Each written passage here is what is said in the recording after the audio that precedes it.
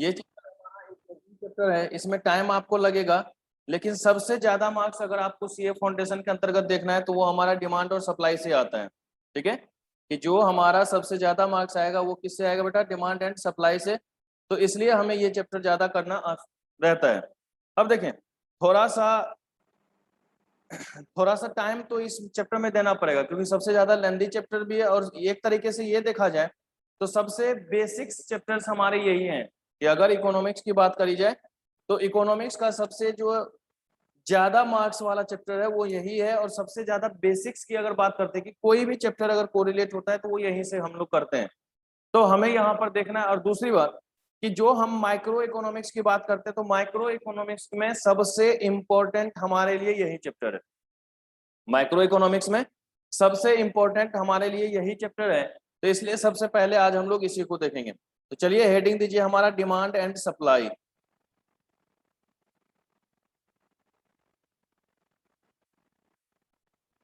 बेटा ये कम से कम 12 to 15 नंबर्स के आते हैं, इससे ज्यादा हो सकता है, इससे कम नहीं हो सकता। ये जो हमारा चैप्टर सीए फाउंडेशन का है इसमें हमारा मिनिमम 12 से 15 नंबर के क्वेश्चन आने ही आने होते हैं। उससे ज्यादा आ जाए चलेगा, लेकिन उससे कम नहीं होगा। तो ये बात भी आपको ध्यान में रख करके चलना है कि किस तरीके से हमको उसको फॉलो करना पड़ेगा। ठीक है, तो अब अगर हम डिमांड एंड सप्लाई की बात करते हैं, अगर हम क्या करते हैं बेटा, डिमांड और सप्लाई की बात करते हैं, तो डिमांड और सप्लाई को देखने के लिए हमें इसके कुछ अलग अलग टर्म्स को देखना पड़ेगा कि ये जो चैप्टर है इसको हम किस तरीके से पढ़ेंगे। तो इसको हम लोग 3 अलग अलग यूनिट्स में देखेंगे कि इस चैप्टर को समझने के लिए हमें 3 अलग अलग यूनिट्स में पढ़ना पड़ेगा। सबसे पहला होगा हमारा बेटा demand and elasticity of demand. सबसे जो पहला टॉपिक होगा वो हमारा होगा demand and elasticity of demand. ठीक है, सेकेंड हमारा होगा थ्योरी ऑफ कंज्यूमर बिहेवियर।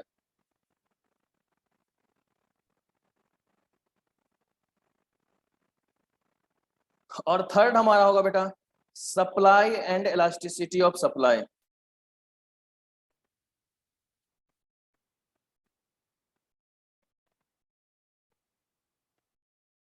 तो ये 3 हमारे पास यूनिट्स हैं जिसके माध्यम से हम लोग पूरा का पूरा डिमांड और इलास्टिसिटी ऑफ डिमांड की बात करें, या थ्योरी ऑफ कंज्यूमर बिहेवियर की बात करें, supply and elasticity of supply की बात करें, तो ये तीनों टॉपिक पढ़ने के बाद ही हमारा ये चैप्टर कंप्लीट हो पाएगा। देखिए बेटा, सबसे ज्यादा क्वेश्चन आपको डिमांड और इलास्टिसिटी ऑफ डिमांड से आएगा, उसके बाद हमारा थ्योरी ऑफ कंज्यूमर बिहेवियर से आएगा, और सबसे कम हमारा किससे आता है बेटा? Supply and elasticity of supply. देखिए इसलिए कि जो हमारा डिमांड है और जो हमारा सप्लाई है दोनों में जो होता है नेगेटिव रिलेशंस होता है, दोनों जस्ट अपोजिट होता है।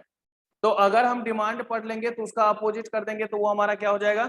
सप्लाई हो जाएगा। कि जो हमारा डिमांड है अगर उसका जस्ट अपोजिट कर देंगे तो वो हमारा क्या हो जाएगा? सप्लाई के रूप में आ जाएगा, सप्लाई कहलाएगा। तो अगर हमें यहाँ पर डिमांड और इलास्टिसिटी ऑफ डिमांड को देखना है तो सबसे पहले हम आपसे ये जानना चाहेंगे कि आप डिमांड के बारे में क्या जानते हैं, डिमांड किसको कहते हैं, है कि नहीं? तो आप नॉर्मली कहते हैं कि सर जो भी गुड्स हमें डिजायर होती है, जिसकी भी नीड होती है, वही हमारा डिमांड होता है। लेकिन इकोनॉमिक्स में इस तरीके से नहीं बोला जा सकता कि जो हम हमारी डिजायर है उसी को हम लोग क्या कर देंगे? डिमांड कह देंगे। नॉर्मली आप ये कह सकते हैं कि हाँ डिमांड का मतलब डिजायर होता है, हम नॉर्मली ये कह सकते हैं कि डिमांड का मतलब क्या होता है? डिजायर होता है। लेकिन अगर हम इकोनॉमिक्स के अंतर्गत देखेंगे तो सिर्फ डिजायर कह देने से हमारा काम पूरा नहीं होगा। ठीक है, अगर हम इकोनॉमिक्स के अंतर्गत देखते हैं तो इकोनॉमिक्स में हमारा क्या होगा बेटा? Effective Dzire. अगर इकोनॉमिक्स की बात करेंगे तो इकोनॉमिक्स में क्या होगा? इफेक्टिव डिजायर होगा। तो इफेक्टिव डिजायर की हम लोग बात यहां पर करेंगे। तो ये चीज आपको यहां पर मेनली देखना। ठीक है, तो ये हमारा होगा डिमांड के लिए कि अगर हम इकोनॉमिक्स के अंतर्गत देखेंगे तो डिमांड का मतलब होगा इफेक्टिव डिजायर। डिमांड का मतलब क्या होगा बेटा? Effective desire. तो अगर हम इकोनॉमिक्स की बात करें तो चलिए लिखते हैं क्या कहता है हमारा इकोनॉमिक्स। कहता है normally demand means desire but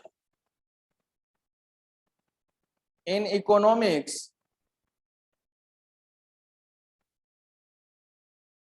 demand means effective Dzire.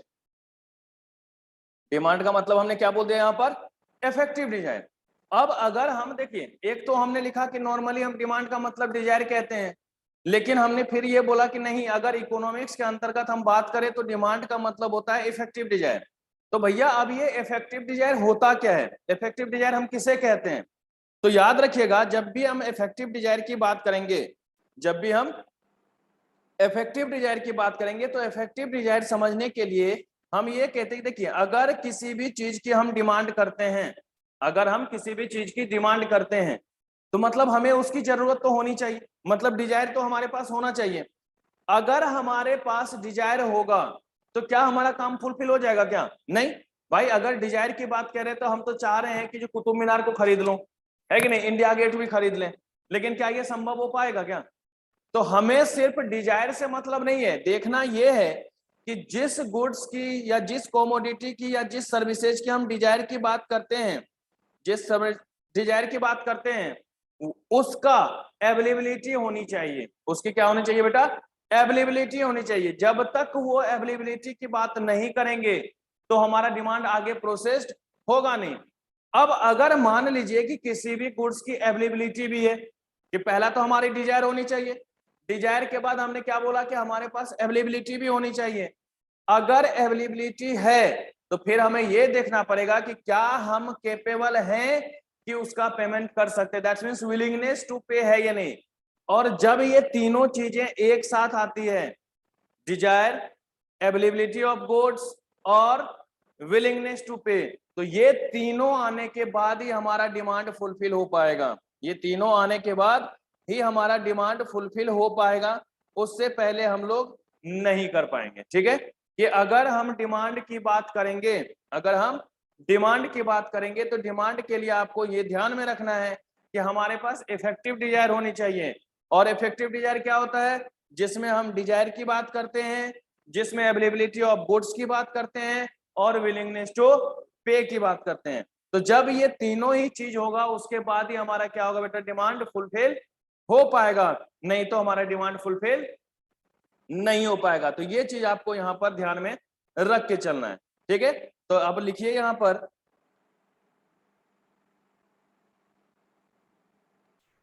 कि ये जो हमने इफेक्टिव डिजायर कह दिया, तो कहता है which is the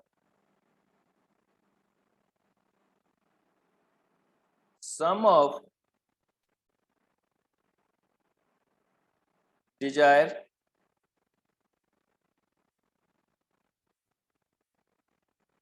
availability of goods and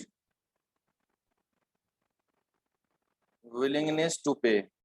कि जहां पर डिजायर भी हो, अवेलेबिलिटी ऑफ गुड्स भी हो और विलिंगनेस टू पे भी हो, कि जहां पर हमारा डिजायर भी हो, जहां पर हमारा क्या हो जाए, डिजायर भी हो जाए, उसके बाद साथ ही साथ हम क्या देखेंगे कि अवेलेबिलिटी ऑफ गुड्स भी हो जाए हमारे पास और विलिंगनेस टू पे भी हो।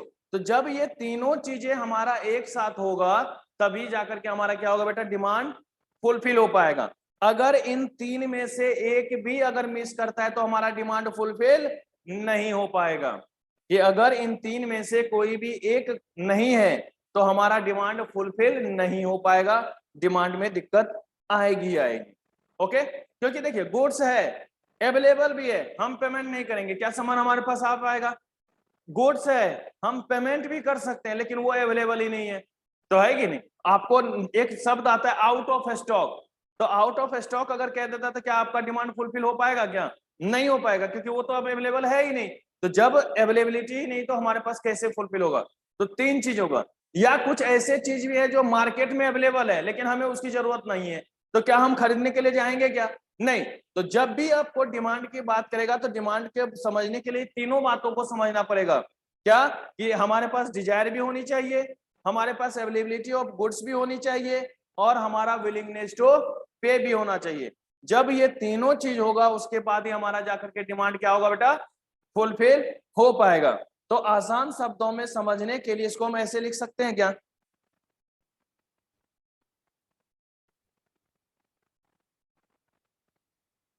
Demand is equal to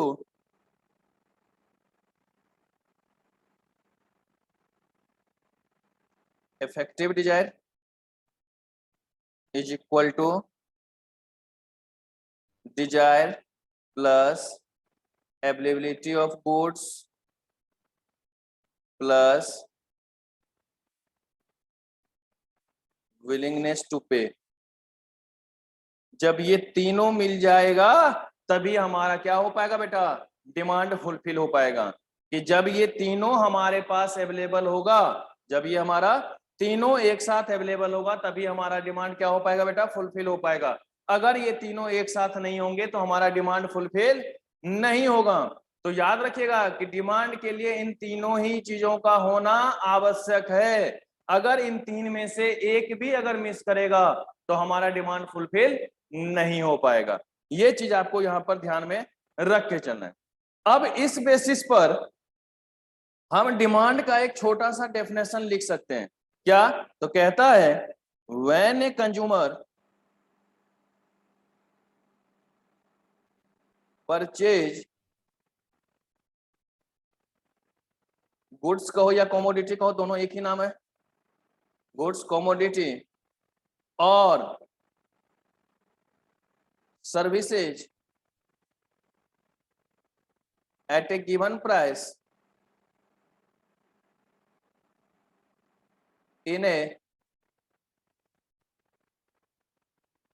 given period of time.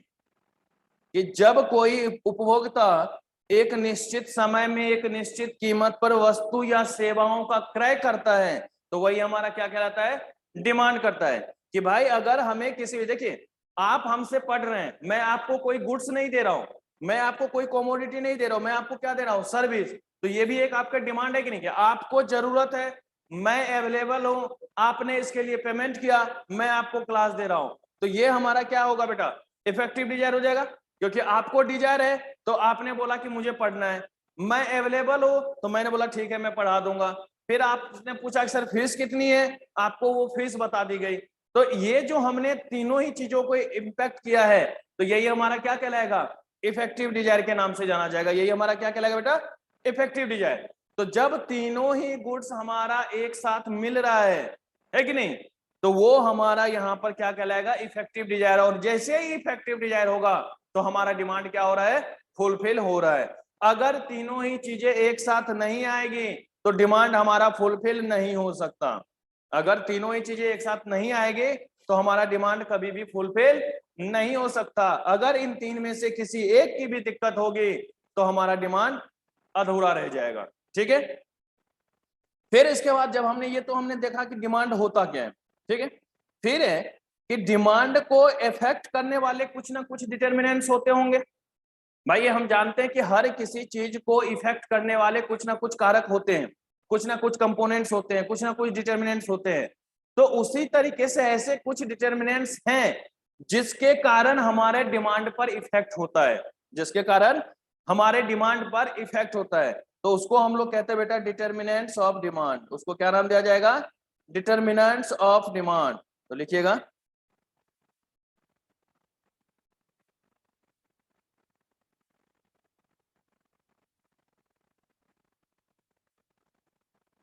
इसको मैं इस तरीके से लिख रहा हूं कि DM is equal to P are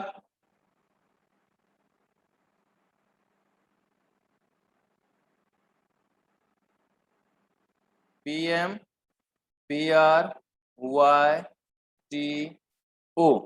देखिए ये जो हमारा डिमांड का अलग अलग डिटर्मिनेंट्स हैं, जैसे हमने सबसे पहला क्या लिखा है बेटा, पीएम। हमने सबसे पहला क्या लिखा है, पीएम। पीएम का मतलब है बेटा प्राइस ऑफ मेन कोमोडिटी। पहला क्या है बेटा, प्राइस ऑफ मेन कोमोडिटी। कि जो हमारा कोमोडिटी है उसकी प्राइस क्या है, उसके कारण हमारे डिमांड पर इफेक्ट जरूर होगा, उसके कारण हमारे डिमांड पर इफेक्ट जरूर होगा। तो हम लोग पहले प्राइस ऑफ मेन कोमोडिटी की बात करेंगे। फिर उसके बाद जो हमारे पास दूसरा आता है वो है पी आर, अर्थात price of related goods. Price of related goods, ये जो हमारे पास रिलेटेड गुड्स हैं इसमें दो अलग अलग हम बातें करेंगे बेटा। एक हम लोग बात करेंगे PC, that's means price of complementary goods, और एक हम लोग बात करेंगे PS, price of substitute goods, कि अगर हमें डिमांड को देखना है तो सबसे पहले हमने क्या बोला कि इसमें हम लोग मेन कमोडिटी को देखेंगे। इसमें हम लोग क्या करेंगे बेटा, मेन कमोडिटी को देखेंगे। मेन कमोडिटी को देखने के बाद जो इसमें हमारा बात आएगा वो क्या होगा, रिलेटेड गुड्स की बात होगी। क्या होगा बेटा, रिलेटेड गुड्स की बात होगी। तो अगर हम रिलेटेड गुड्स की बात करेंगे तो यहाँ पर दो तरीके की बात, एक होगा या तो कम्प्लीमेंट्री गुड्स होगा या तो वो हमारा क्या होगा बेटा, सब्स्टिट्यूट गुड्स होगा। तो उसकी भी बात हम लोग यहाँ पर करेंगे।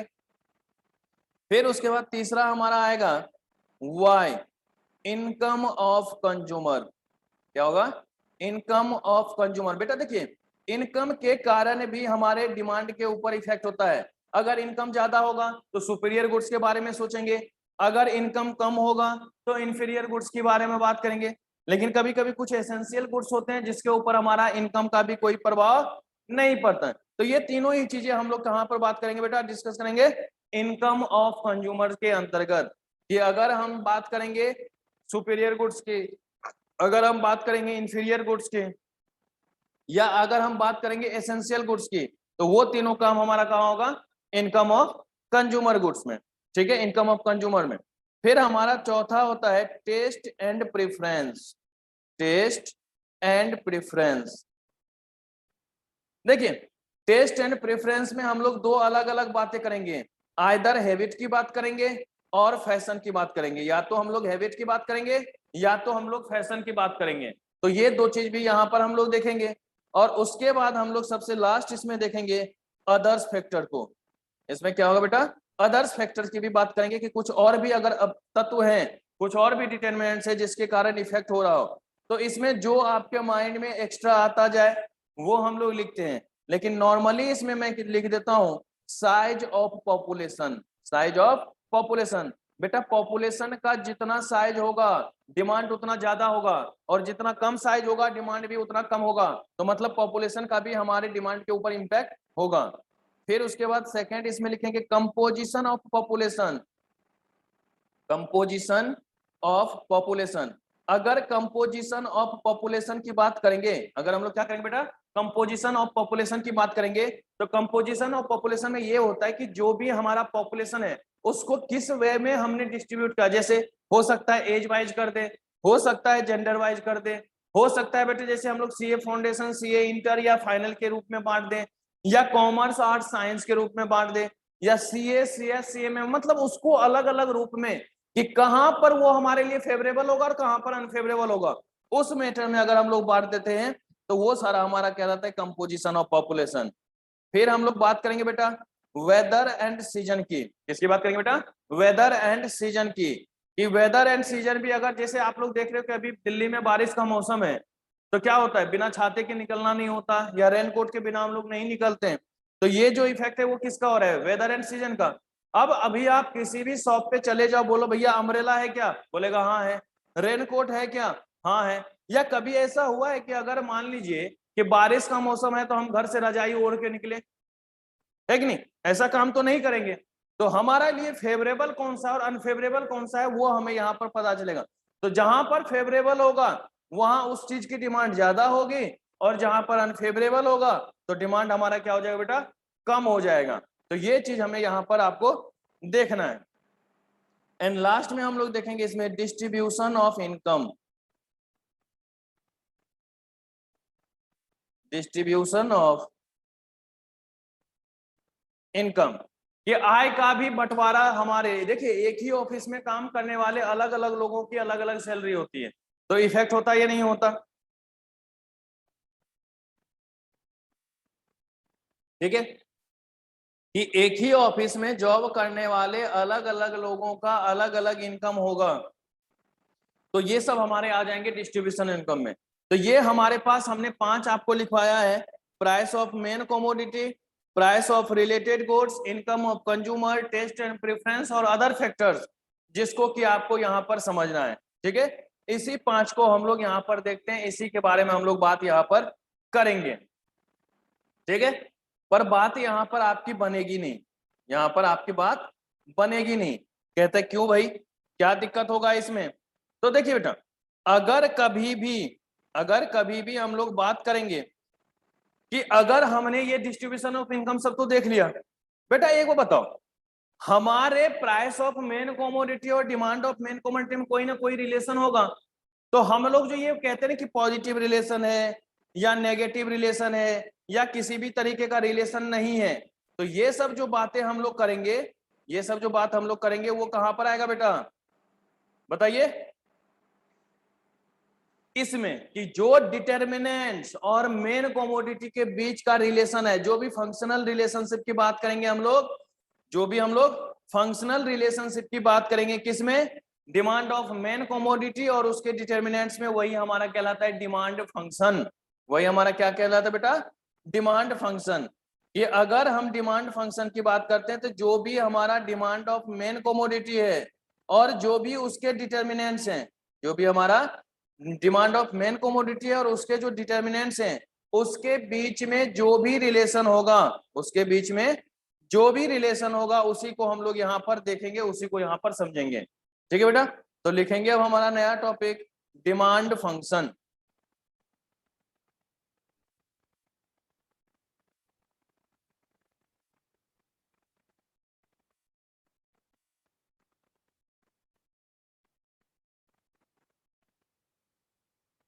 कहता है कि show the functional relationship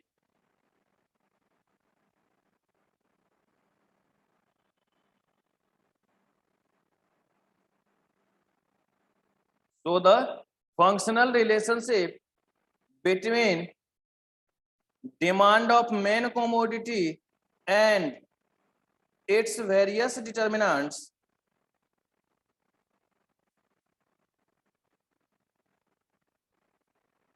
is known as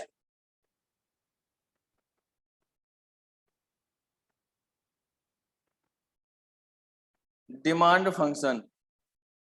ठीक है, कि जो भी हमारे पास डिटर्मिनेंट्स ऑफ डिमांड है और जो भी डिमांड ऑफ मेन कमोडिटी है, उसके बीच में जो भी रिलेशन होगा, फंक्शनल रिलेशनशिप हमने लिखा है, गौर से देखिएगा। फंक्शनल रिलेशनशिप का मतलब है कि यहाँ पर हम लोग अभी एग्जैक्ट वैल्यू की नहीं बात करेंगे, बस ये देखेंगे कि क्या उसमें पॉजिटिव रिलेशन है, क्या इसमें नेगेटिव रिलेशन है, या किसी भी तरीके का रिलेशन नहीं है। तो जहां पर इस तरीके की बातें आएंगी वो हमारा इसमें काउंट किया जाएगा, कि जहां पर डिमांड ऑफ मेन कमोडिटी और उसके डिटर्मिनेंट्स के बीच में, ठीक है, उसके डिटर्मिनेंट्स के बीच में हम फंक्शनल रिलेशनशिप की बात करेंगे, तो वो हमारा किस नाम से जाना जाएगा बेटा, डिमांड फंक्शन के नाम से जाना जाएगा। हमारा किस नाम से जाना जाएगा बेटा, डिमांड फंक्शन के नाम से। तो देखिए जो हमने ऊपर लिखा था कि DM is equal to F of PM P R Y T O, ये जो हमारा एफ है, ये एफ इसी की बात को शो करता है कि फंक्शन ऑफ और डिपेंड्स अपॉन। ठीक है, डीएम से हमारा मतलब है बेटा डिमांड ऑफ मेन कमोडिटी। तो अब आगे जाकर के कहीं भी मैं पूरा नाम नहीं लिखने वाला हूं, सिर्फ इसी शॉर्ट फॉर्म को हम लोग देखेंगे, तो इसलिए इसको ध्यान में रखिएगा। ठीक है, कि अब है कि demand of main commodity depend करता है किसके ऊपर, प्राइस ऑफ मेन कमोडिटी के ऊपर, प्राइस ऑफ रिलेटेड गुड्स के ऊपर, इनकम ऑफ कंज्यूमर के ऊपर, टेस्ट एंड प्रेफरेंस के ऊपर और अदर फैक्टर्स के ऊपर। कि अगर हम डिमांड ऑफ मेन कमोडिटी की बात करते हैं तो demand of main commodity depend करता है किसके किसके ऊपर, प्राइस ऑफ मेन कमोडिटी के ऊपर, प्राइस ऑफ रिलेटेड गुड्स के ऊपर, इनकम ऑफ कंज्यूमर के ऊपर, टेस्ट एंड प्रेफरेंस के ऊपर और अदर फैक्टर्स के ऊपर। तो जहां पर ये हमारा सबके सब क्या करेंगे, डिपेंड्स करेंगे, तो यही हमारा किस नाम से जाना जाएगा बेटा, डिमांड फंक्शन के नाम से जाना जाएगा। कि इसके कारण हमारा उस पर क्या प्रभाव पड़ रहा है, इन सब चीजों के कारण हमारे डिमांड पर क्या इफेक्ट हो रहा है, वो हमें यहाँ पर बताना होता है, उसको हम लोग यहाँ पर देखते हैं। ठीक है बेटा, पर यहां तक तो आपकी बात बनेगी नहीं। अब हमें देखना पड़ेगा कि ये जो हमारे पास रिलेशंस हैं इसको कैसे देखेंगे, है कि नहीं, कि सबको अलग अलग हमें एक्सप्लेन करना पड़ेगा, तभी हम जाकर के क्या करेंगे बेटा, फंक्शनल रिलेशनशिप की बात करेंगे। तो सबसे पहला हमारे पास कौन सा था, प्राइस ऑफ मेन कमोडिटी। कौन सा था बेटा, price of main commodity.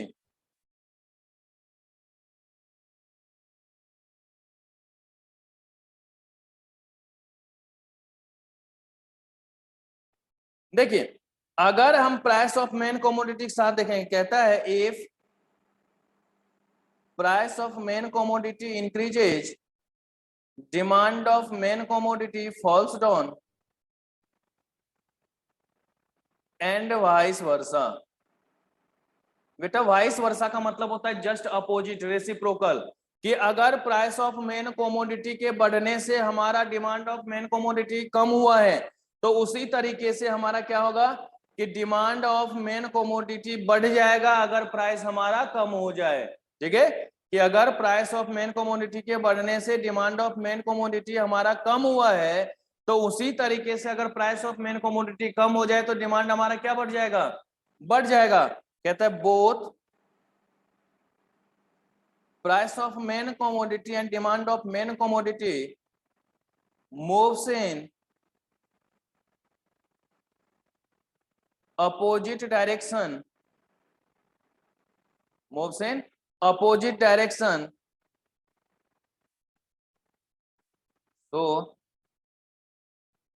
price of main commodity and demand of main commodity are negatively कहो या इनवर्स कहो या अपोजिट कहो, रिलेटेड। ठीक है, या इनडायरेक्ट कहो कि ये दोनों क्या है, एक दूसरे से नेगेटिवली रिलेटेड है। ये एक दूसरे से क्या है बेटा, नेगेटिवली रिलेटेड। कि अगर प्राइस ऑफ मेन कॉमोडिटी बढ़ेगा, अगर प्राइस ऑफ मेन कॉमोडिटी बढ़ेगा तो डिमांड ऑफ मेन कॉमोडिटी हमारा क्या होगा बेटा, कम हो जाएगा। डिमांड ऑफ मेन कॉमोडिटी हमारा क्या हो जाएगा, कम हो जाएगा। और अगर मान लीजिए कि डिमांड ऑफ मेन कॉमोडिटी को बढ़ाना है तो प्राइस को क्या करना पड़ेगा बेटा, कम करना पड़ेगा। कि अगर डिमांड ऑफ मेन कॉमोडिटी को बढ़ाना है तो क्या होगा, प्राइस को कम करना पड़ेगा। तो दोनों में कौन सा, अपोजिट, क्योंकि अगर एक बढ़ रहा है तो दूसरा कम हो रहा है, और एक अगर कम होगा तो दूसरा ऑटोमेटिक क्या हो जाएगा, बढ़ जाएगा। तो दोनों में कौन सा रिलेशन, इनवर्स रिलेशन। दोनों में क्या होगा बेटा, इनवर्स रिलेशन। तो इसको समझने के लिए अगर हम देखें तो हम ये बातें इस तरीके से कर सकते हैं कि अगर हमने यहाँ पे लिखा प्राइस ऑफ मेन कमोडिटी और मेन कमोडिटी हमारा मान लीजिए टी है, तो हम इधर लिखेंगे demand of main commodity T, है कि नहीं। कि अगर मान लीजिए प्राइस ऑफ मेन कमोडिटी बढ़ेगा तो डिमांड ऑफ मेन कमोडिटी क्या हो जाएगा बेटा, कम हो जाएगा। या प्राइस ऑफ मेन कमोडिटी अगर कम होगा तो डिमांड ऑफ मेन कमोडिटी क्या हो जाएगा बेटा, बढ़ जाएगा। तो यही हमारा क्या होता है, नेगेटिवली रिलेटेड होता है बेटा। ये कौन सा है हमारा, नेगेटिवली रिलेटेड या इनवर्सली रिलेटेड। कि दोनों में क्या है, अपोजिट रिलेशन है, इनवर्स रिलेशन है। कि एक के बढ़ने से दूसरा क्या हो रहा है बेटा, कम हो रहा है। ठीक है, तो ये हमने यहां पर देख लिया कि अगर प्राइस ऑफ मेन कमोडिटी बढ़ रहा है तो डिमांड ऑफ मेन कमोडिटी क्या हो रहा है बेटा, कम हो रहा है। और अगर प्राइस ऑफ मेन कमोडिटी कम होगा तो डिमांड ऑफ मेन कमोडिटी क्या हो जाएगा, बढ़ जाएगा। तो दोनों में कौन सा रिलेशन हो गया, inverse relation, opposite relation, indirect relation, जो भी बोल दें। ठीक है, पर बात तो यहां पे बनेगी नहीं। ये तो हमने क्या देखा अभी, प्राइस ऑफ रिलेटेड गुड्स। फिर उसी तरीके से अगर हम लोग प्राइस ऑफ मेन कमोडिटी अभी देखा, तो अभी अब दूसरा हमारा जो है वो है price of related goods. Price of related goods, PR, क्या है बेटा हमारा, प्राइस ऑफ रिलेटेड गुड्स। तो अगर हम प्राइस ऑफ रिलेटेड गुड्स की बात करेंगे, अगर हम लोग प्राइस ऑफ रिलेटेड गुड्स की बात करेंगे तो प्राइस ऑफ रिलेटेड गुड्स में देखने के लिए क्या होगा, जरा गौर से देखिएगा। कहता है कि हमारे पास दो तरीके के रिलेटेड गुड्स, कि जो हमारे पास रिलेटेड गुड्स है कौन कौन से बेटा, दो तरीके से। कौन बताया था एक बार, कि प्राइस ऑफ कॉम्प्लीमेंट्री और प्राइस ऑफ सब्स्टिट्यूट्स, दो तरीके के गुड्स हैं। तो पहले इन दोनों गुड्स को हमारे पास समझना पड़ेगा कि क्या होता है कॉम्प्लीमेंट्री गुड्स और क्या होता है हमारे पास सब्स्टिट्यूट गुड्स। ठीक है, कि अगर हमें यहां पर देखना है तो सबसे पहले हमें समझना पड़ेगा कि क्या होता है हमारा कॉम्प्लीमेंट्री गुड्स और क्या होता है हमारा सब्स्टिट्यूट। तो चलिए हम लोग सबसे पहले देखते हैं यहां पर पीसी के बारे में, अर्थात प्राइस ऑफ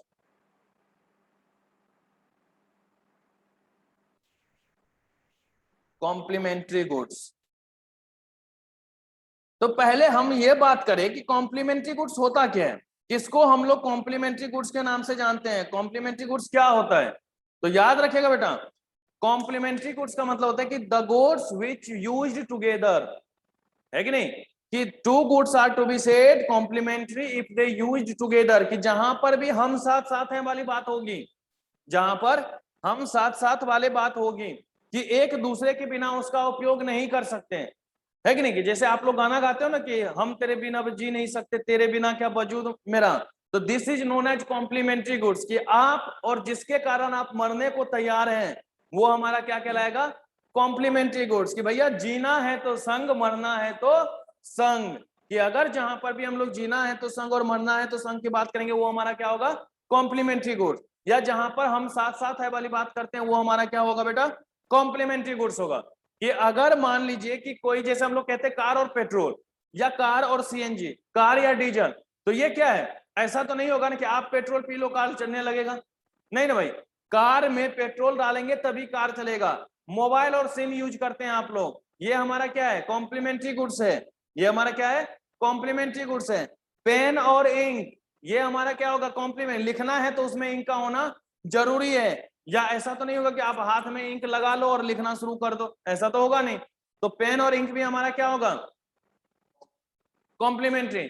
आप अभी पढ़ रहे हैं, हम लैपटॉप पे लिख रहे हैं, ये भी हमारा क्या है, कॉम्प्लीमेंट्री गुड, ना हम लिखेंगे ना आपको दिखेगा, तो ये हमारा क्या कहलाएगा बेटा, कॉम्प्लीमेंट्री। तो मतलब ये देखना है कि जहां पर यूज टुगेदर की बात करते हैं, जहां पर यूज टुगेदर, कि ऐसे कोई भी गुड्स जो बिना साथ आए यूज नहीं किया जा सकता, उसका कोई इफेक्टिवनेस नहीं है, तो वो हमारा किस नाम से जाना बेटा, कॉम्प्लीमेंट्री गुड्स के नाम से जाना जाएगा, वो हमारा क्या कहलाएगा, कॉम्प्लीमेंट्री। जैसे हम लोग कहते हैं ना, बिना चीनी के चाय का मजा ही क्या है कि नहीं, बिना चीनी के चाय का मजा ही क्या है, मतलब साथ में यूज होगा, तो वो हमारा क्या होगा बेटा, कॉम्प्लीमेंट्री गुड्स के नाम से जाना जाएगा। तो टी एंड शुगर को भी हम लोग कॉम्प्लीमेंट्री गुड्स कह सकते हैं। तो याद रखिएगा कि two goods are to be said complementary if they use together, if they use together, कि अगर वो साथ साथ यूज में आते हैं, साथ साथ उपयोग में आते हैं, तो वो हमारा कॉम्प्लीमेंट्री गुड्स के नाम से जाने जाएंगे। अगर साथ साथ यूज नहीं आएगा तो फिर हम यश की बात ही यहां पर नहीं करेंगे। तो इसीलिए हमने बोला कि हम साथ साथ हैं वाली बात को जहां पर करें, या यूं कहते हैं कि दो बदन एक जहां, है कि नहीं, कि हम तेरे बिना जी नहीं सकते, तेरे बिना क्या वजूद में रहा, तो वो भी हमारा क्या होगा, कॉम्प्लीमेंट्री गुड्स होगा, है कि नहीं। तो ये चीज आपको यहां पर ध्यान में रखना है। तो चलिए जरा लिखते हैं इसके बारे में, two goods are to be said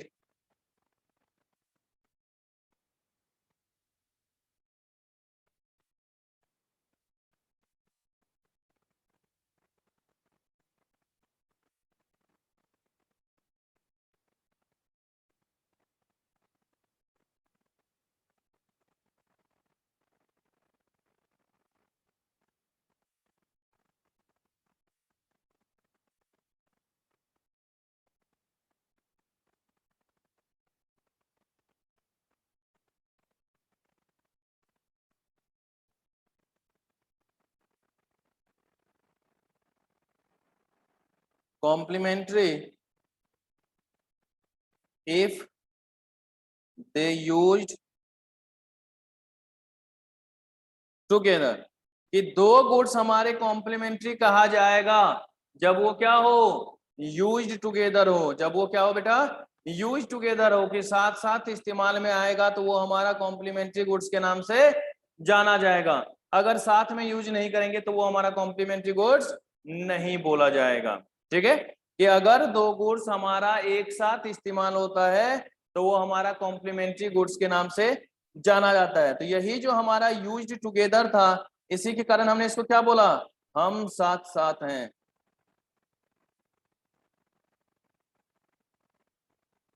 ये तभी उपयोग में आएगा जब दोनों क्या हो, कंबाइंड हो, लाइक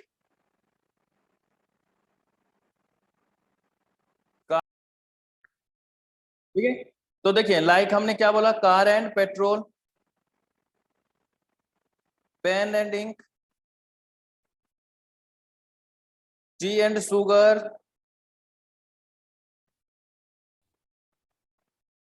एटसेट्रा।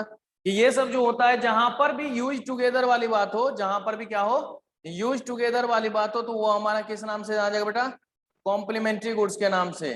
कि अगर हम साथ साथ हैं वाली बात हो, एक साथ यूज करने वाली बात हो, तो वो हमारा किस नाम से जाना जाएगा, कॉम्प्लीमेंट्री गुड्स के नाम से जाना जाएगा, कॉम्प्लीमेंट्री गुड्स कहलाएगा। ओके। अब अगर हम यहां पर बात करें तो कहता है इफ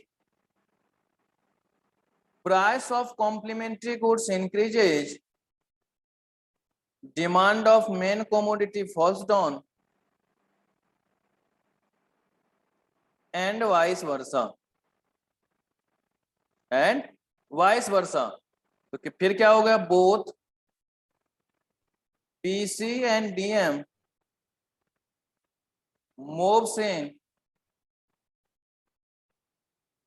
opposite direction। तो price of complementary goods and demand of main commodity are negatively related।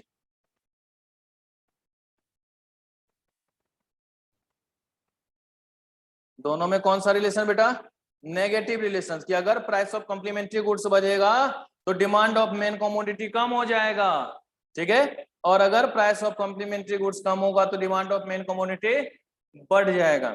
जैसे अभी देख रहे होगे कि पेट्रोल वगैरह जैसे ही महंगा हुआ, तो जो आप बाइक का इस्तेमाल पहले कर रहे थे उसके अपेक्षा आप कम कर रहे होंगे या नहीं कर रहे होंगे, है कि नहीं। कि पहले कुछ होता था, चलो एक किक मारो आगे चलो, लेकिन अब घर से भी डांट पड़ती होगी, क्या अरे देख समझ नहीं आ रहा कितना पेट्रोल महंगा हो रहा है, कम यूज किया कर।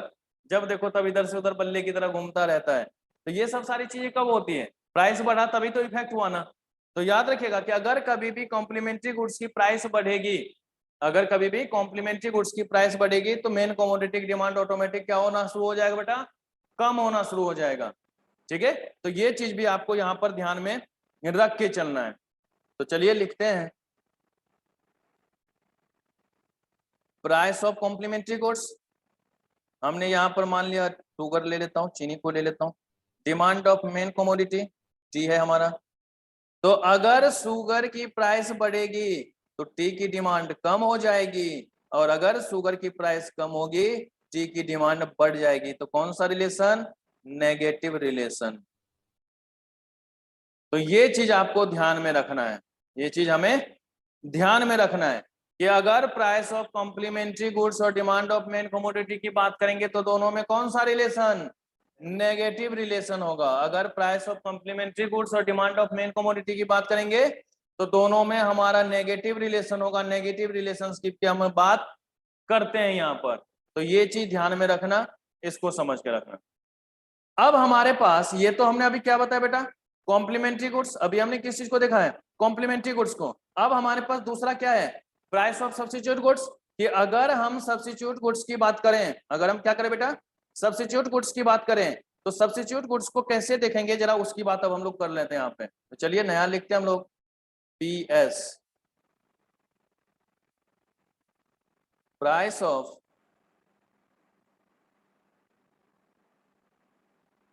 Substitute goods, price of substitute goods. अब ये प्राइस ऑफ सब्स्टिट्यूट गुड्स क्या होगा, तो कहता है टू गुड्स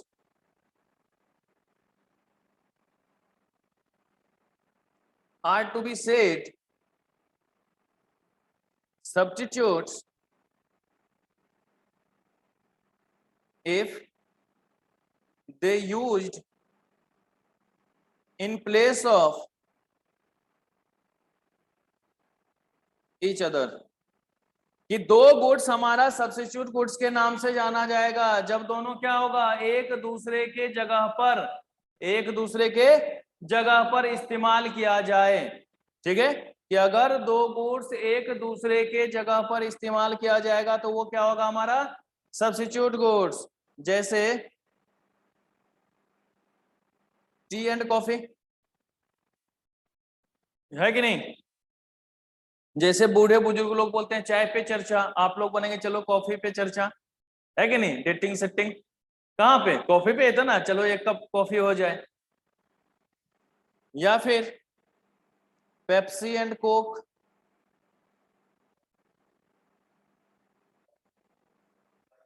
हाँ ठीक है।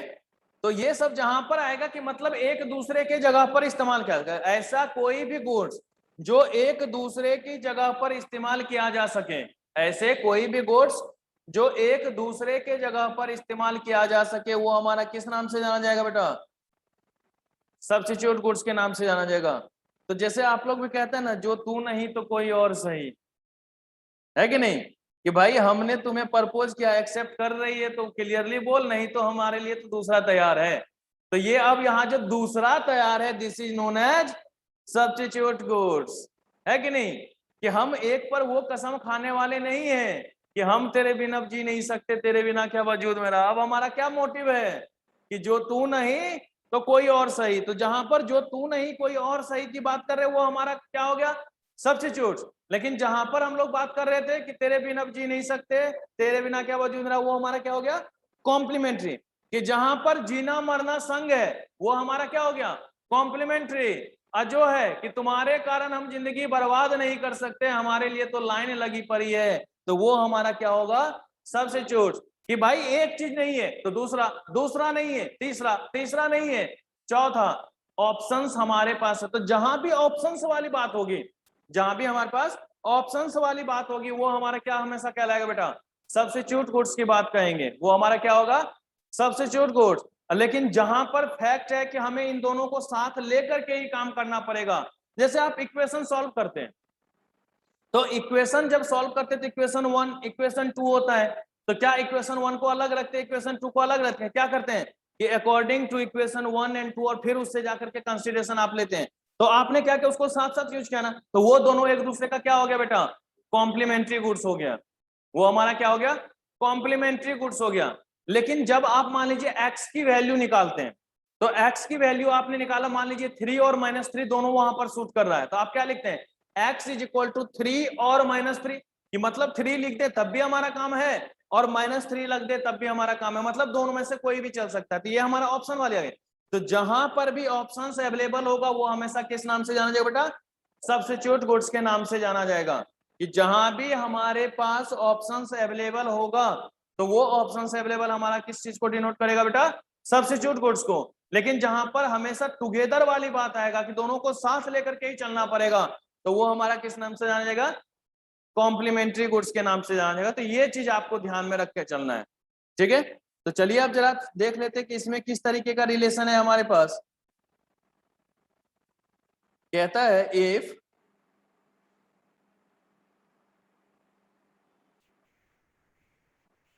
price of substitute goods increases, demand of main commodity also increases, and vice versa. Both price of substitutes and demand of main commodity moves in same direction. So price of substitute goods and demand of main commodity are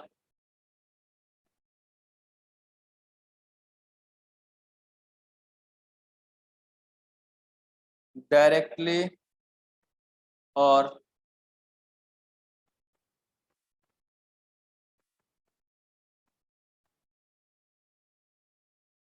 positively related.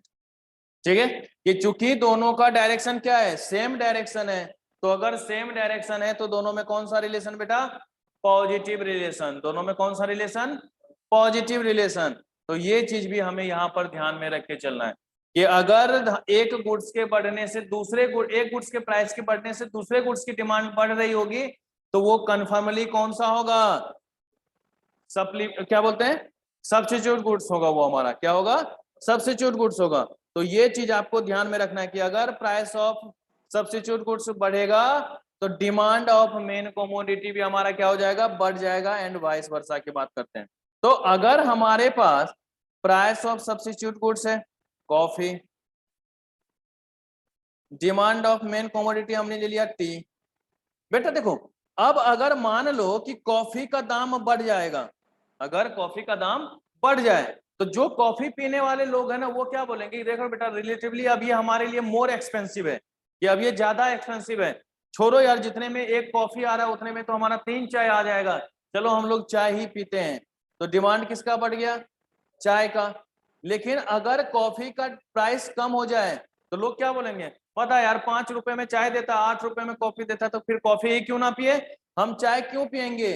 तो चाय को छोड़कर लोग कहां पर shift हो जाएंगे बेटा, कॉफी की तरफ। तो दोनों में कौन सा रिलेशन हमारा, पॉजिटिव रिलेशन। दोनों में कौन सा रिलेशन होगा बेटा हमारा, पॉजिटिव रिलेशन। तो ये चीज भी आपको ध्यान में रखना है कि अगर सब्स्टिट्यूट गुड्स की बात करते हैं तो सब्स्टिट्यूट गुड्स में हमारे पास अगर प्राइस बढ़ेगा सब्स्टिट्यूट गुड्स का तो मेन कमोडिटी की डिमांड बढ़ेगी, अगर प्राइस सब्स्टिट्यूट गुड्स का कम होगा तो मेन कमोडिटी की डिमांड भी क्या हो जाएगी बेटा, कम हो जाएगी। ये चीज आपको ध्यान में रख के चलना है, ओके। पर बात तो यहां भी बनेगी नहीं। अब लिखिएगा तीसरा, इनकम ऑफ कंज्यूमर। यहां तक में अगर किसी को कोई दिक्कत हो तो पूछ सकते हो।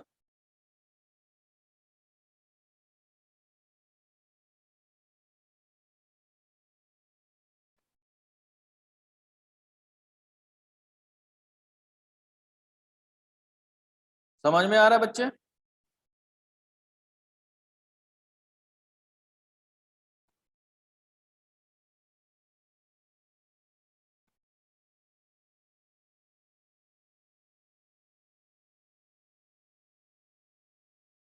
देखिए अब अगर इनकम ऑफ कंज्यूमर की बात करेंगे तो इनकम ऑफ कंज्यूमर को समझने के लिए हमें डिफरेंट टाइप्स के गुड्स को देखना पड़ेगा। हमें क्या करना पड़ेगा बेटा, डिफरेंट टाइप्स के गुड्स को देखना पड़ेगा कि जिस पर क्या क्या इफेक्ट होता है।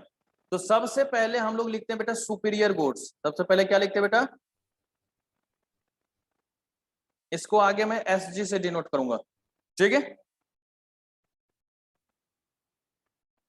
देखो अगर आपकी इनकम बढ़ेगी, अगर आपकी इनकम बढ़ेगी तो आप ये चीज मान के चलो कि जो अच्छी क्वालिटी के गुड्स होंगे आप उसको खरीदने के लिए जाओगे।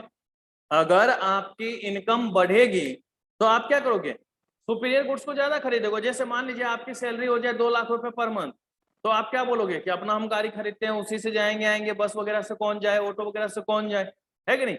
तो जैसे ही आपकी इनकम बढ़ती चली जाएगी आपके जो सुपीरियर गुड्स की डिमांड है वो क्या होगी, बढ़ती चली जाएगी। लेकिन अगर अगर मान लीजिए कि आपकी इनकम कम हो तो उस केस में क्या होगा, सुपीरियर गुड्स की डिमांड भी कम होने लगेगी।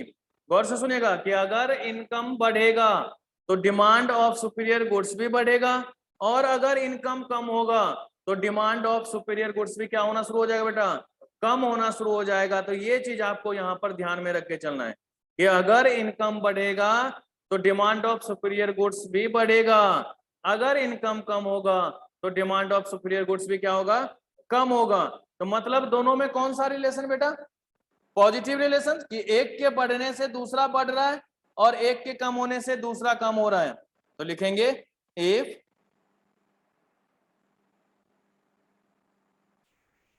Income of consumer increases, Y हमने लिख दिया, वाई का मतलब क्या होगा, income of consumer, income of consumers increases, demand of superior goods, मैंने क्या लिखा DSG, DSG का मतलब demand of superior goods, DM लिखते थे तो डिमांड ऑफ मेन कमोडिटी, ठीक है। अगर हम लोग लिख देंगे DC मतलब डिमांड ऑफ कॉम्प्लीमेंट्री गुड्स, अगर DS लिख देंगे डिमांड ऑफ सब्स्टिट्यूट गुड्स, तो जो भी लिखा रहेगा उस अनुसार से हम लोग देख लेंगे। तो demand of superior goods also increases and vice वर्सा, है ना, both income of consumer and demand of superior goods moves in same direction,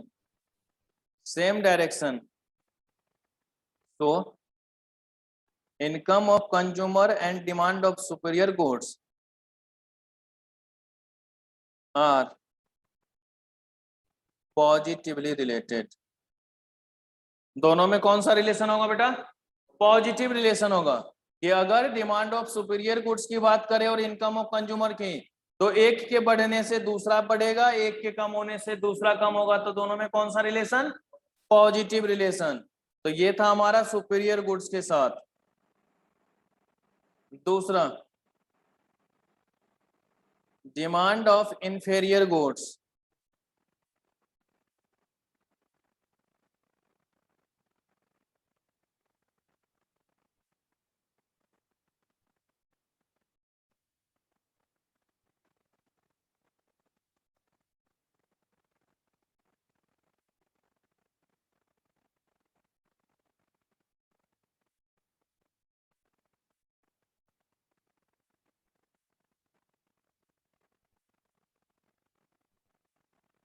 IG लिखेंगे इसको। देखिए, अगर आपकी इनकम बढ़ेगी, अगर आपकी इनकम बढ़ेगी तो ऑटोमेटिक आप अच्छी क्वालिटी गुड्स खरीदेंगे। तो अच्छी क्वालिटी गुड्स खरीदेंगे, इसका मतलब जो लो क्वालिटी गुड्स है उसको त्यागेंगे या नहीं करेंगे, उसको छोड़ देंगे। तो वही चीज यहां पर है कि if income of consumer increases, demand of inferior goods falls down, and vice versa. Both income of consumer and demand of inferior goods moves in opposite direction, moves in opposite direction. So income of consumer and demand of inferior goods are negatively related.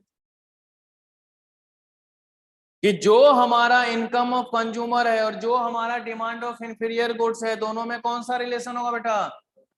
Inverse relation होगा। दोनों में कौन सा relation होगा? Inverse relation होगा, opposite relation होगा। तो वो चीज हम लोग यहां पर देखेंगे। और तीसरा हमारे पास होता बेटा एसेंशियल गुड्स।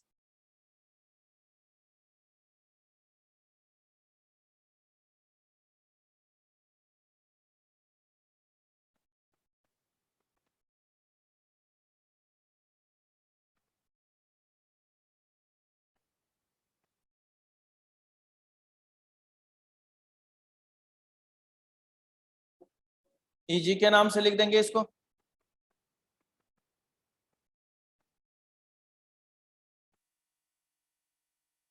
कहता है if income of consumer increases और डिक्रीजेज,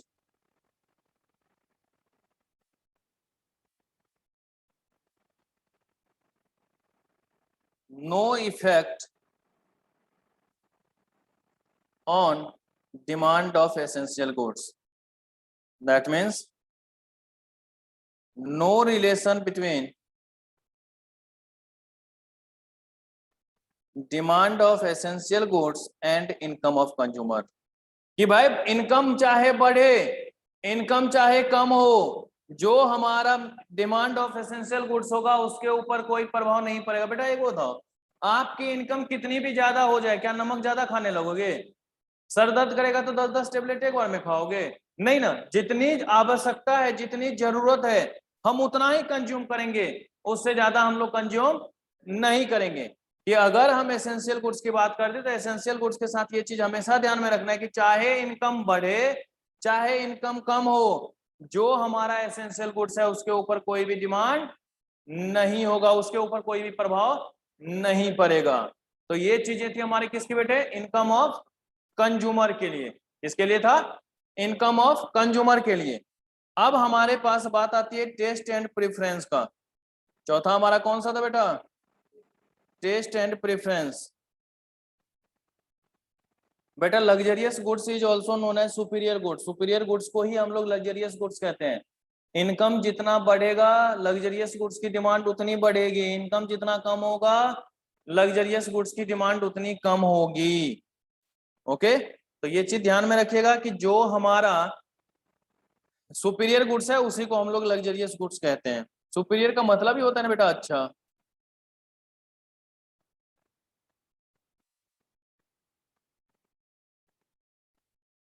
टेस्ट एंड प्रेफरेंस।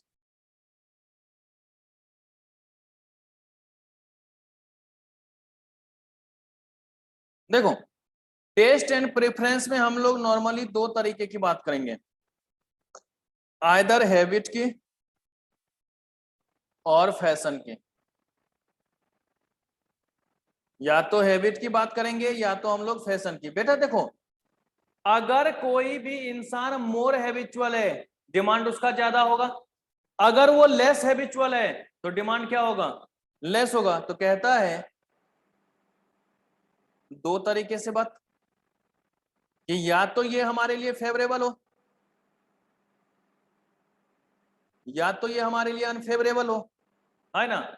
उसी तरीके से फैशन के साथ भी दो बातें, कि या तो ये हमारे लिए फेवरेबल हो या तो अनफेवरेबल हो। ठीक है, तो क्या हमने बोला कि if human being are more habitual, क्या लिख रहे हैं इसलिए हम, इफ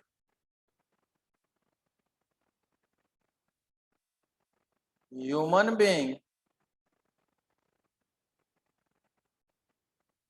आर मोर हैबिचुअल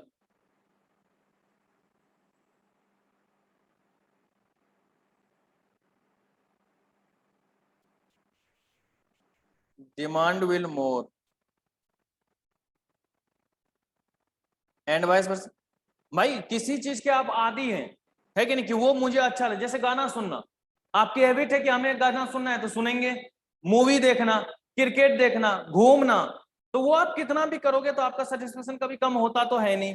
तो यहां पर भी आप उसके बारे में फिर प्राइस की चिंता नहीं करते हैं, प्राइस क्या है नहीं है उससे हमें कोई मतलब नहीं है। अगर हम हैबिचुअल है तो डिमांड करेंगे, अगर हैबिचुअल नहीं है तो डिमांड नहीं करेंगे। तो इसीलिए बोला कि अगर ये फेवरेबल हो तो डिमांड इंक्रीज होगा, और अगर अनफेवरेबल हो तो डिमांड क्या होगा बेटा? डिक्रीज हो जाएगा। तो कौन सा रिलेशन बेटा?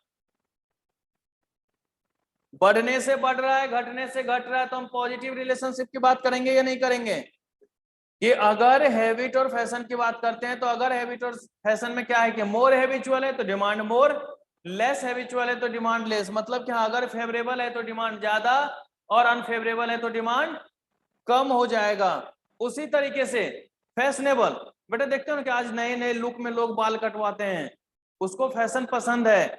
किसी को हो सकता है पसंद नहीं है, तो क्या वो उस तरीके से कटवाएगा? आप लोग नए नए जींस पहनते हो, नए नए टी शर्ट्स पहनते हो, अलग अलग डिजाइन के, 10 जगह से फटे हुए जींस पहनते हो, है कि नहीं, एक्सीडेंटल। तो ये सब क्या है कि अगर वो आपको पसंद है तो आप वो परचेज करोगे, अगर हमें पसंद नहीं है हम परचेज नहीं करेंगे। तो आपको पसंद है आपने खरीदा, डिमांड बढ़ गया, हमें पसंद नहीं हमने नहीं खरीदा, डिमांड क्या हो गया? कम हो गया। मतलब कि अगर मोर फैशनेबल है तो डिमांड ज्यादा, अगर लेस फैशनेबल है तो डिमांड क्या हो जाएगा? कम हो जाएगा। तो यही चीज यहाँ पे है कि अगर फैशन की बात करते हैं, अगर वो फेवरेबल है तो डिमांड ज्यादा, और अगर अनफेवरेबल है तो डिमांड क्या हो जाएगा बेटा? कम हो जाएगा। अगर फेवरेबल है तो डिमांड ज्यादा, तो यहां पर अगर फेवरेबल है तो डिमांड ज्यादा होगा या नहीं होगा, और अगर अनफेवरेबल है तो डिमांड कम होगा या नहीं होगा। कौन सा रिलेशन बेटा? पॉजिटिव। तो यहां पर मैं लिख सकता हूं कि if human being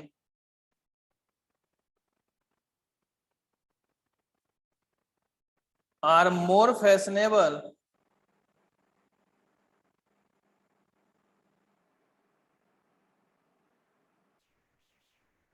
demand will more and vice versa।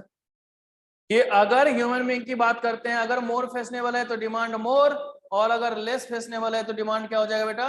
Less हो जाएगा। ये चीज आपको ध्यान में रख के चलना है। तो ये जहां पर काम होगा उसी को हम लोग यहां पर देखेंगे, किसमें? टेस्ट एंड प्रेफरेंस में। और अब जो हमारा डिटर्मिनेंट्स ऑफ डिमांड था उसका सबसे लास्ट वाला टर्म्स क्या था? Other factor. तो चलिए लिखते हैं अदर्स फैक्टर।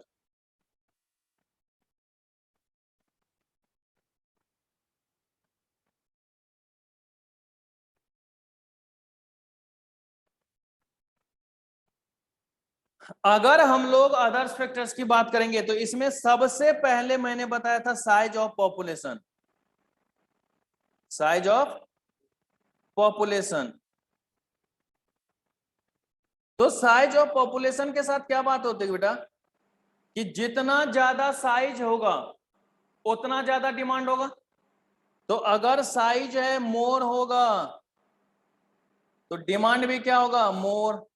अगर साइज ऑफ पॉपुलेशन लेस होगा तो डिमांड भी क्या हो जाएगा, लेस। कौन सा रिलेशन बेटा, पॉजिटिव रिलेशन। कौन सा रिलेशन, पॉजिटिव। कि अगर साइज ऑफ पॉपुलेशन की बात करें तो अगर साइज ऑफ पॉपुलेशन जितना ज्यादा से ज्यादा होगा उसकी डिमांड उतनी ज्यादा होगी, अगर कम होगा तो उसका डिमांड उतना कम होगा। तो ये चीज आपको यहाँ पर ध्यान में रखना है। फिर दूसरा होता है बेटा कंपोजिशन ऑफ पॉपुलेशन।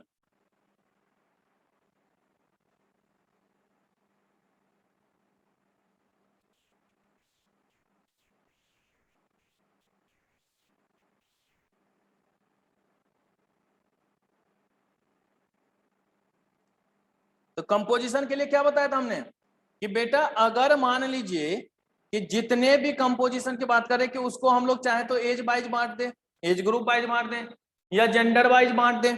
हम क्या करें, या तो एज वाइज बांट दें, जेंडर वाइज बांट दें, एक्सट्रीम वाइज बांट दें, सब्जेक्ट वाइज बांट दें, किसी भी तरीके से बांट दें। तो जिस तरीके का काम होगा वो हमारे लिए फेवरेबल होगा। मान लीजिए कि आप जानते हैं कि अगर लक्ष्मी नगर की बात करते हैं तो लक्ष्मी नगर में सीए का हब है, कि यहाँ पर सीए इंस्टीट्यूट हमारे पास ज्यादा से ज्यादा है, तो हम लोग उसका काम करते हैं कि सीए इंस्टीट्यूट यहाँ ज्यादा है तो उसका काम यहाँ पर ज्यादा होगा। तो अगर आपसे कोई पूछेगा कि बताओ भाई सीए करने के लिए कहाँ जाए, तो आप क्या बोलोगे, लक्ष्मी नगर चले जाओ, मतलब उसके लिए फेवरेबल है। अगर सिविल सर्विसेज की तैयारी करनी है तो कहाँ चले जाओ, मुखर्जी नगर चले जाओ। तो हम लोग जानते हैं कि वो एरिया वाइज हमारा क्या है, फेवरेबल है। क्लासेज यहाँ भी होगी लेकिन उतनी अच्छी और उतनी ज्यादा नहीं होगी जो कहां पर मिलेगी बेटा, मुखर्जी नगर में मिलेगी। या सीए के लिए क्लासेज दूसरी जगह और अच्छी नहीं मिलेगी जितना हमारे लक्ष्मी नगर में मिलेगी। ऑप्शंस हमारे पास ज्यादा अवेलेबल होगा। तो कंपोजिशन और पॉपुलेशन में यही बात है कि अगर फेवरेबल है तो डिमांड ज्यादा, अनफेवरेबल है तो डिमांड कम। जैसे कि मैंने तुमसे बोला कि भाई एक दुकान खोल ले, तो तुमने बोला ठीक है सर खोल लेते हैं, कहां पर खोलें, हम बोले चलो सुंदरबन के जंगल में खोलते हैं, बीच जंगल में, है कि नहीं बेटा। वहां पर आपके गुड्स का डिमांड हो ना हो, शेर चीता इंतजार में रहेगा, दुकान से बाहर तो निकल, अभी तेरा डिमांड करूंगा मैं, है कि नहीं। तो मतलब डिमांड कहां पर फुलफिल, कि जो हमारे लिए फेवरेबल होगा वहां पर। तो अगर मान लीजिए कि कंपोजिशन ऑफ पॉपुलेशन हमारे लिए फेवरेबल है तो डिमांड हमारा ज्यादा होगा, और अगर कंपोजिशन ऑफ जो पॉपुलेशन है अगर वो हमारे अनफेवरेबल है तो डिमांड हमारा क्या हो जाएगा बेटा, कम हो जाएगा। तो कौन सा रिलेशन, पॉजिटिव रिलेशन। कौन सा रिलेशन बेटा, पॉजिटिव। क्योंकि अगर फेवरेबल है तो डिमांड ज्यादा, और अगर अनफेवरेबल है तो डिमांड क्या हो जाएगा हमारा, कम हो जाएगा। तो ये चीज भी हमें यहां पर देखना है। तीसरा हमने लिखवाया था बेटा वेदर एंड सीजन। तीसरा क्या लिखवाया, वेदर और सीजन। और इसको तो मैंने वही जब लिखवाया था तभी बताया था कि अगर अभी बरसात है तो आप क्या होगा कि देखेंगे कि रेनकोट अम्ब्रेला वगैरह का ज्यादा होगा, ठंड के मौसम में रजाई वगैरह का ज्यादा सेल होगा, है कि नहीं। अब ऐसे तो नहीं बोलेंगे कि सर जैसे बरसात का मौसम है तो आप गाना गाने लगोगे, बरसात के मौसम में तन्हाई के आलम में मैं घर से निकल आया और साथ उठा लाया, है कि नहीं। ऐसी बातें तो हम लोग नहीं करेंगे। भाई हमारे लिए फेवरेबल क्या है कि अगर बरसात का मौसम है तो हमें रेनकोट चाहिए, अम्ब्रेला चाहिए, इन सब चीजों की जरूरत होगी। ठंड का मौसम है, कभी ऐसा हुआ है कि एकदम चिल्ड ठंड हो और आप एसी 18 पे करके सो रहे हो कि आज हमें तूफानी करने का मूड हो रहा है, नहीं होगा ऐसा, है कि नहीं। तो भाई वेदर एंड सीजन, अगर फिर ठंड के मौसम में किसी को कूलर खरीदते हुए देखा है, नहीं, वो क्या करेगा, रूम हीटर, वो क्या खरीदेगा, रूम हीटर। तो भाई ठंड के मौसम में रूम हीटर का सप्लाई बढ़ेगा, है ना, मतलब लोगों की डिमांड उसकी बढ़ेगी। और अगर गर्मी का मौसम है तो एसी कूलर पंखा इन सब का डिमांड बढ़ेगा। तो ये चीज होता है कि अगर वेदर एंड सीजन हमारे लिए फेवरेबल हो या फिर अनफेवरेबल हो, फेवरेबल होगा डिमांड बढ़ जाएगा, अनफेवरेबल होगा डिमांड कम हो जाएगा, दोनों में पॉजिटिव रिलेशन होगा। दोनों में क्या होगा, पॉजिटिव रिलेशन होगा। तो ये चीज आप ध्यान में रख के चलेंगे। फिर इसी तरीके से हमने लास्ट में क्या बताया था बेटा, डिस्ट्रीब्यूशन ऑफ इनकम।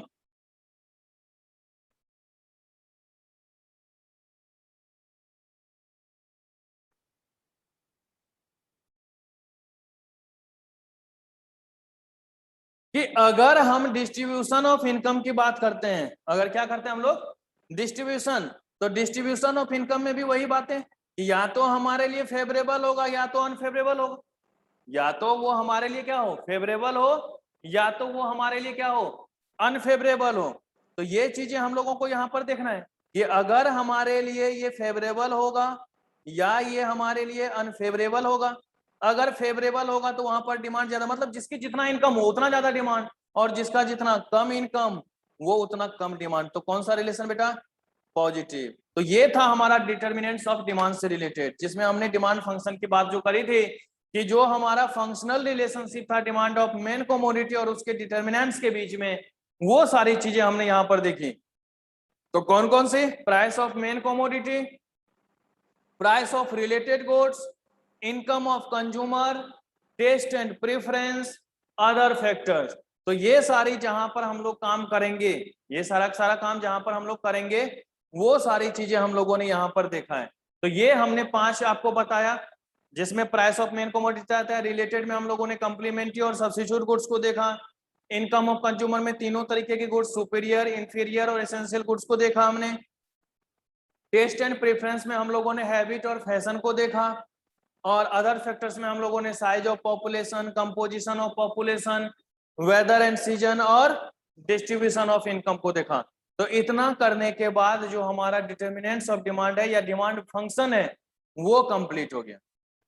अब जो इसमें हमारा अगला टॉपिक आता है बेटा, वो होता है डिमांड शेड्यूल और डिमांड कर्व। कौन सा होगा बेटा? डिमांड शेड्यूल और डिमांड कर्व। तो चलिए जरा एक बार उसके बारे में कुछ देखते हैं हम लोग।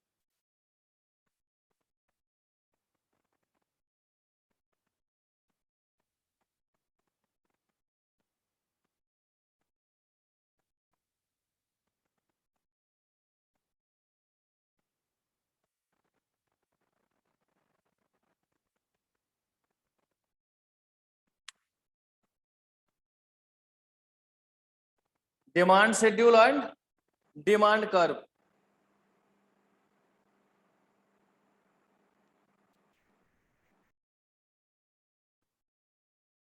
देखिए अब यहां पर हमने क्या लिखा कि डिमांड शेड्यूल और demand curve.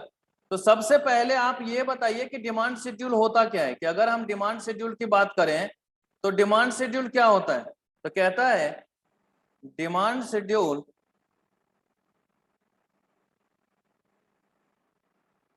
Is a tabular statement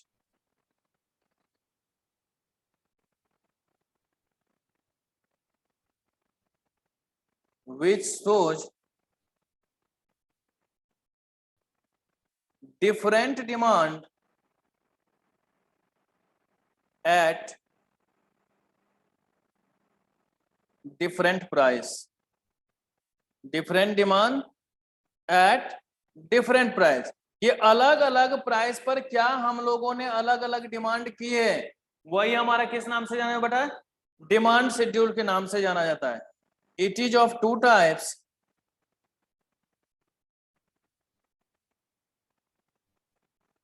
कि ये जो हमारा डिमांड शेड्यूल है, यही डिमांड शेड्यूल हमारा कितने तरीके का? 2 तरीके का। पहला इंडिविजुअल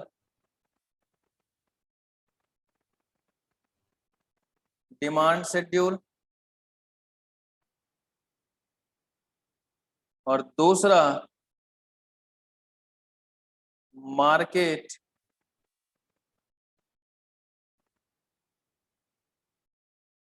डिमांड शेड्यूल। एक हमारा क्या हो गया बेटा?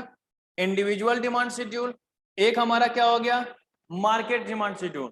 तो जहां पर इंडिविजुअल डिमांड शेड्यूल और मार्केट डिमांड शेड्यूल की बात करेंगे, जहां पर इंडिविजुअल डिमांड शेड्यूल और मार्केट डिमांड शेड्यूल की बात करेंगे, वही हमें यहां पर देखना। तो देखो इंडिविजुअल का मतलब ये क्या हो गया कि सिंगल, कि जहां पर सिंगल हाउस होल्ड की बात करें, सिंगल फर्म की बात करें, सिंगल पर्सन की बात करें, सिंगल मार्केट की बात करें, अगर इनकी डिमांड की बात करें तो वो हमारा क्या होगा? इंडिविजुअल। लेकिन जितने भी इंडिविजुअल्स हैं अगर उन सबको एक साथ मिला दिया जाए, जितने भी इंडिविजुअल्स हैं अगर उन सबको एक साथ मिला दिया जाए तो वो हमारा मार्केट डिमांड शेड्यूल के नाम से जाना जाएगा। तो चलिए पहले हम लोग दोनों को देख लेते हैं, दोनों का शेड्यूल बना के देखते हैं कि किस तरीके से हमारा इंडिविजुअल और मार्केट डिमांड शेड्यूल बनेगा। तो चलिए पहला हमारा कौन सा बेटा? इंडिविजुअल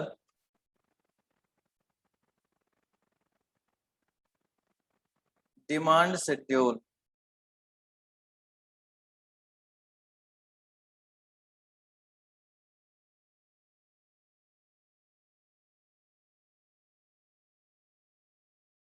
हमने इधर लिखा प्राइस ऑफ मेन कमोडिटी, ठीक है। इधर हम लोगों ने लिखा डिमांड ऑफ ए कोई हाउस होल्ड है, उसकी क्या हमारे पास डिमांड है उसको हम लोग यहाँ पर डिनोट कर रहे हैं, ठीक है। कि हमने प्राइस भी लिख लिया और उसने क्या डिमांड करनी है उस डिमांड को भी यहाँ पर लिख लिया। बेटा मान लो जब प्राइस था हमारा 10, इन्होंने 30 यूनिट डिमांड करी। जब हमारा प्राइस था 20, इन्होंने 20 यूनिट डिमांड करी। जब प्राइस हो गया 30 तो इन्होंने 10 यूनिट्स डिमांड करी। हो सकता है इस तरीके से। तो ये हमारा क्या हो गया, इंडिविजुअल डिमांड शेड्यूल, कि जहां पर हमारा किसी एक हाउस होल्ड के बारे में बात किया गया है तो वो हमारा क्या हो जाएगा, इंडिविजुअल डिमांड शेड्यूल। लेकिन अगर इसी में थोड़ा सा बात अलग हो जाए,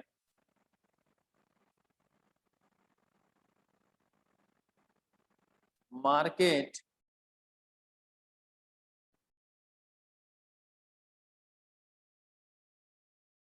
डिमांड शेड्यूल, क्या होगा, मार्केट डिमांड शेड्यूल। तो अगर हम लोग मार्केट डिमांड शेड्यूल की बात करें, अगर हम लोग क्या करेंगे, मार्केट डिमांड शेड्यूल की बात करेंगे तो देखिए क्या यहां पर होगा। देखो बेटा मैंने इधर लिखा प्राइस ऑफ मेन कमोडिटी, यहां पर मैं लिख रहा हूं डिमांड ऑफ ए, यहां पर मैंने लिखा है डिमांड ऑफ बी, और यहां पर मैंने लिखा है डिमांड ऑफ सी। अभी देखना है, नोट नहीं करना है।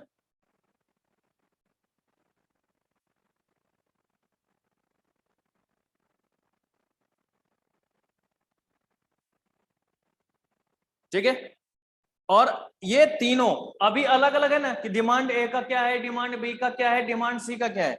अगर इस तरीके से अलग अलग है तो ये हमारा इंडिविजुअल ही है। इस तरीके से अगर अलग अलग है तो ये हमारा क्या है, इंडिविजुअल है।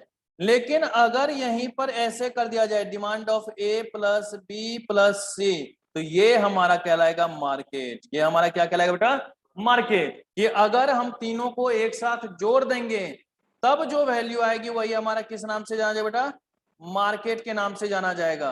कि अगर हमारे पास जो वैल्यू अब आएगी, क्योंकि हमने तीनों को जोड़ दिया है, तो अब हमारे पास क्या होगा बेटा, वो मार्केट के नाम से जाना जाएगा। किसके नाम से जाना जाएगा बेटा, मार्केट डिमांड शेड्यूल के नाम से जाना जाएगा। तो अगर मान लीजिए कि एक था, अगर एक था तो वो हमारा इंडिविजुअल, या यूं कह दे कि अगर सारे के सारे अलग अलग हैं तो वो हमारा कौन सा, इंडिविजुअल। लेकिन अगर वहीं पर उसको एक साथ कंबाइंड कर दिया जाएगा तो वो हमारा किस नाम से जाना बेटा, मार्केट के नाम से जाना जाएगा। तो चलिए जरा इस शेड्यूल को हम लोग इस तरीके से लिख लेते हैं कि प्राइस ऑफ जो है ये दे रखा है आपको 10, 20, 30, ठीक है। प्राइस कितना है हमारा, 10, 20, 30।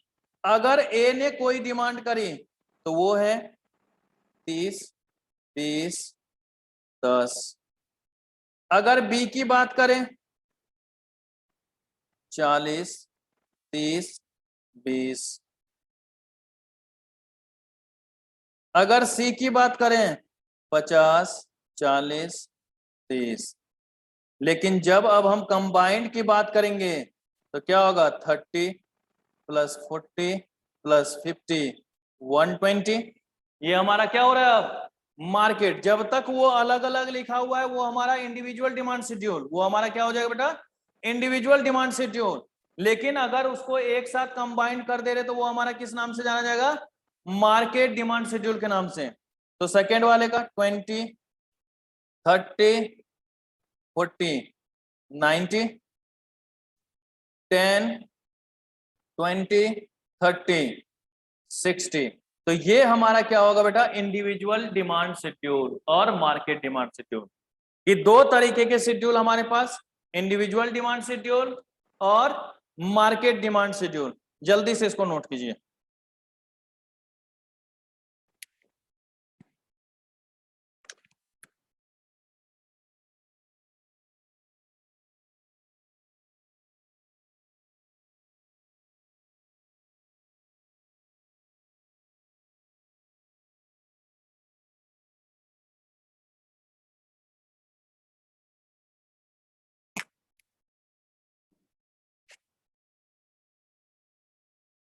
अब जो यहां पर बात आएगी बेटा वो हमारा होगा डिमांड कर्व। तो चलिए लिखिए demand curve.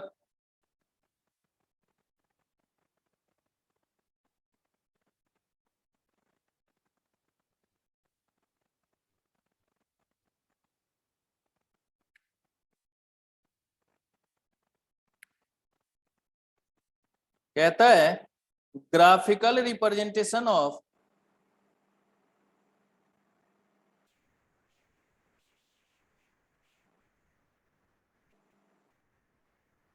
Demand schedule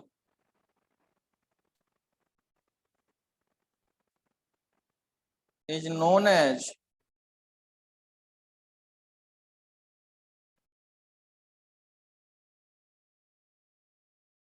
demand curve. कि जो भी हमारा डिमांड शेड्यूल है अगर उसका ग्राफिकल रिप्रेजेंटेशन कर देंगे तो वही हमारा क्या होगा, डिमांड कर्व के नाम से जाना जाएगा। तो बेटा अगर डिमांड शेड्यूल 2 है तो डिमांड कर्व भी कितने होंगे, 2 तरीके से। It is also of 2 types.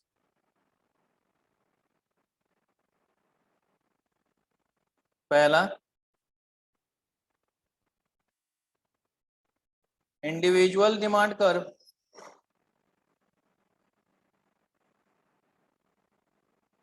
दूसरा मार्केट डिमांड कर्व। ठीक है, तो अगर मैं मार्केट वाले का ही ग्राफिकल रिप्रेजेंटेशन कर देता हूं तो समझ में आ जाएगा, क्योंकि उसमें इंडिविजुअल को भी साथ ही ले लूंगा मैं और कंबाइंड को भी साथ ही ले लेंगे, एक साथ ही वो ग्राफ हम लोग यहां पर बना लेंगे। तो अगर एक साथ ही ग्राफ बना लेते तो देखो कैसे होगा।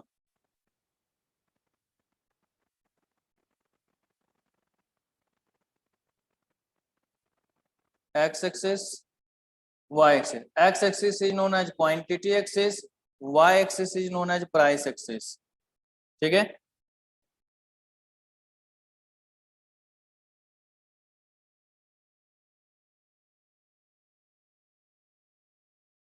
दस, 20,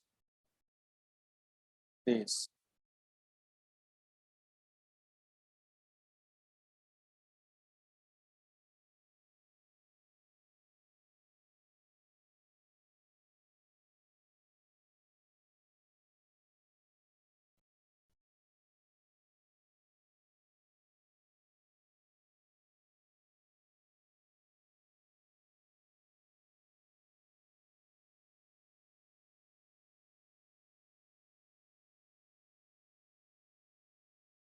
जब प्राइस 10 था तो डिमांड कितना,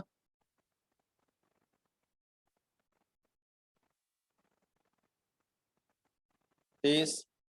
जब प्राइस 20 था तो डिमांड 20। जब प्राइस 30 था तो डिमांड कितना,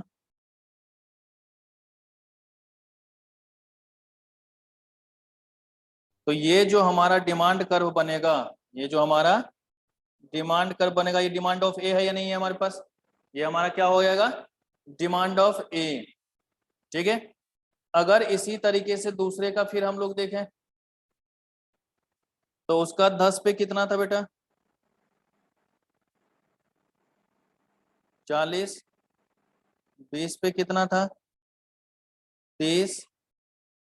और 30 पे कितना था बेटा,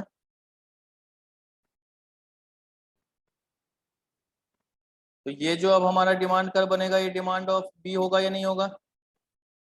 इसी तरीके से सी का भी बन जाएगा हमारे पास। सी का कितना था, 10 पे, फिर 20 पे, फिर हमारा 30 पे। तो अब जो ये कर्व बनेगा ये हमारा क्या होगा बेटा, डिमांड ऑफ सी। तो ये हमारा इंडिविजुअल हुआ कि चाहे हमने डिमांड ऑफ ए बना दिया, ये हमारा हो गया डिमांड ए, ये हो गया डिमांड ऑफ बी और ये हो गया हमारा डिमांड ऑफ सी। अब अगर यहां पर हम लोग देखें तो जो हमारा सबसे लास्ट वाला टर्म्स है 10 पे कितना बेटा,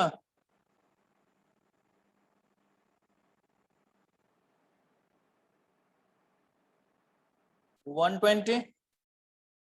20 पे कितना, 90। ओके, और 30 पे कितना बेटा,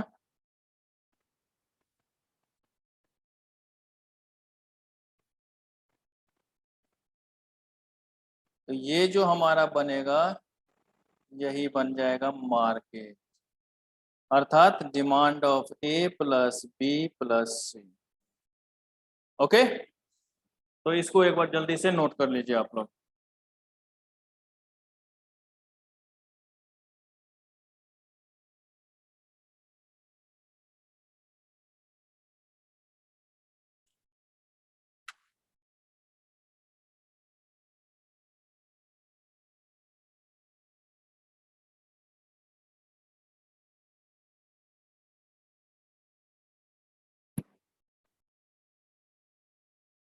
ठीक है, तो यहाँ आज तक यही। अगली क्लास जो हमारी होगी उसमें हम लोग देखेंगे लॉ ऑफ डिमांड को, और फिर ये डिमांड शेड्यूल, डिमांड कर्व क्यों हम लोगों ने बनाए हैं उसके बारे में लॉ ऑफ डिमांड में बताऊंगा मैं।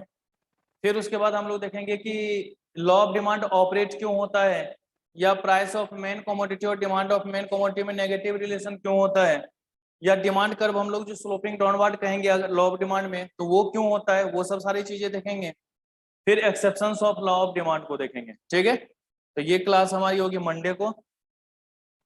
तब तक के लिए धन्यवाद।